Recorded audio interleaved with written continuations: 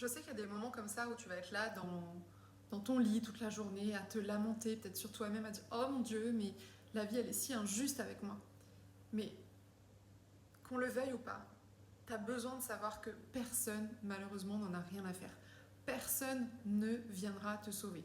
Et dans cette vidéo, je vais te dire tout ce que tu dois faire pour sortir de cet état d'esprit. Si tu vis dans un état d'esprit de victime ou que tu t'auto-sabotes souvent, tu pourrais vraiment bénéficier de parler à une coach. Et c'est aussi pour ça que je présente cette vidéo en tant que fondatrice de l'école Aime-toi, parce que Aime-toi, c'est une école de coaching en ligne qui t'accompagne et qui t'apprend à te comprendre, à t'aimer, à te libérer et à réaliser ensuite ta vision, tes projets. Aime-toi, c'est totalement différent d'une thérapie traditionnelle parce que tu n'as pas à sortir de chez toi, tu n'as pas à parler de tes plus gros traumas, tu acquiers des réflexes cognitifs, des façons de penser, des outils d'auto-coaching que je te transmets et tu peux choisir de l'individuel ou du collectif selon ta préférence. Si tu veux candidater à la prochaine rentrée en tout cas, clique sur le lien dans la description pour ça. Salut les filles, alors moi je m'appelle Marion et bienvenue sur ma chaîne. D'abord, je vais te dire quelque chose là, maintenant, tout de suite, qui va changer ton niveau de conscience. Et ça va changer la façon dont tu regardes la vie, alors sois bien prête. Cette souris là, je voulais prendre quelque chose de concret, cette souris que je tiens dans ma main. Quelqu'un a dû l'imaginer dans sa tête avant de la faire exister dans le monde physique. C'est une imagination. Ton travail, ton boulot, c'est l'imagination de ton patron. Il a imaginé une entreprise qu'il voulait créer et il l'a matérialisée et aujourd'hui tu travailles pour lui. Donc en gros tu travailles dans l'imagination de ton patron. Les pays c'est pareil, les pays ils ne sont pas réels factuellement. On imagine collectivement une frontière qui en fait n'existe pas parce que c'est juste de la terre.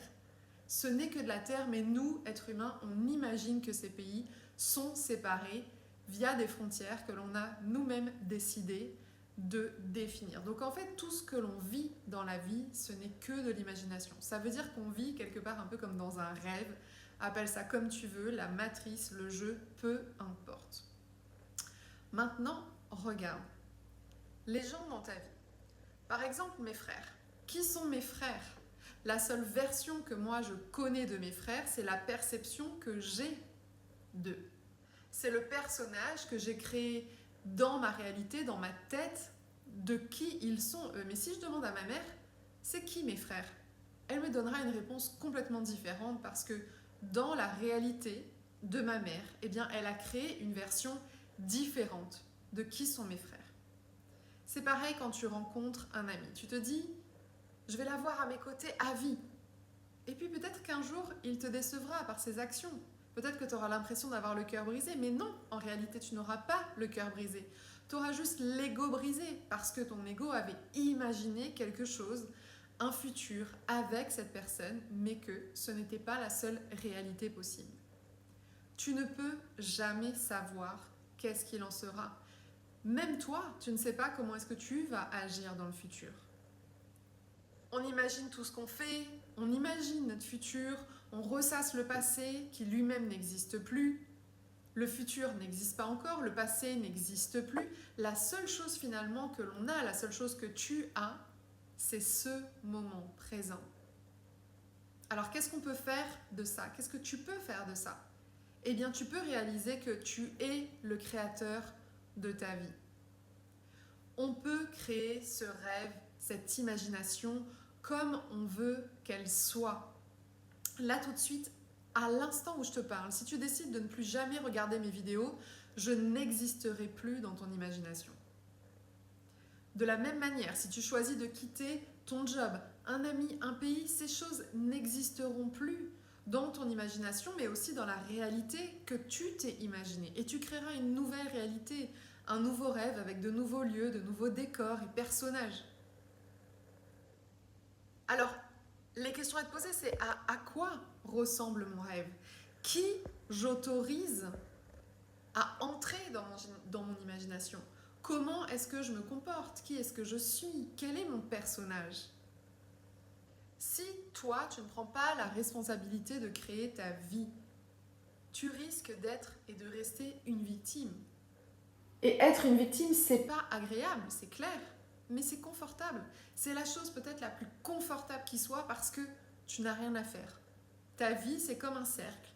Tout se répète, pareil, dans le même cercle. C'est confortable parce que tu sais d'avance ce qui va se passer. T'as pas besoin de prendre de risques, ni d'interagir avec des gens, des personnes différentes. Ok, ton job peut-être qui te déplaît un peu, peut-être que l'ami avec qui tu parles ne t'intéresse pas tant que ça, mais au moins tu sais comment c'est, tu connais. Je te le dis tout de suite, il y a beaucoup de personnes qui vont regarder cette vidéo et qui ne passeront pas à l'action, qui ne changeront rien dans leur vie ni dans leur perception. Pourquoi ? Parce que ça demande du courage. Et certains ne sont pas assez courageux. Je te dis ça en te basant sur ma propre vie. Bien sûr que ça demande du cran. Tout le monde veut blâmer les autres. Moi, la première, j'ai pu vouloir blâmer mes parents, la vie, les circonstances. Tu veux blâmer ton traumatisme, tu veux blâmer le capitalisme, le système, la société, mais à la fin, tu ne pourras blâmer que toi-même. Ta vie est le résultat de tes choix, de qu'est-ce que tu choisis d'imaginer, qu'est-ce que tu mets dans ta réalité, qu'est-ce que tu enlèves de ta réalité. Je me rappelle une période de ma vie où je restais à pleurer, à pleurnicher sur mon sort dans ma chambre, à me dire que ma vie, elle était nulle, que j'avais pas grandi dans les bonnes conditions pour être heureuse, qu'on m'avait peut-être laissé trop de liberté, qu'on m'avait pas assez encouragée ni félicité. Tu crois que quelqu'un en avait quelque chose à faire ? Non, non. Tu sais quand est-ce qu'il s'en soucie ? Quand tu t'en sors, quand ta vie devient une success story, quand ta vie devient intéressante. Taylor Swift ne serait pas Taylor Swift sans son succès. Personne ne s'y intéresserait. On dirait juste « Ah, c'est bon, chute ».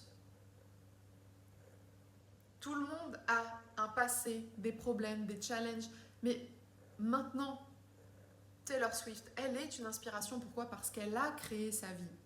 Personne ne s'intéressera à vous tant que vous resterez dans une mentalité de victime, tant que vous ne déciderez pas de votre réalité, tant que vous ne jouerez pas au jeu de cette imagination.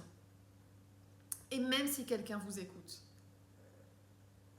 dans votre cercle vicieux, il dira quoi ? Oh, je ressens un peu de compassion, puis il passera à autre chose et vous, vous resterez sur le carreau. Personne ne va vous sauver. Mais tu sais pourquoi ? Parce que personne ne le peut. Même si quelqu'un le voulait, personne ne le peut. La seule personne qui peut te sauver, c'est toi.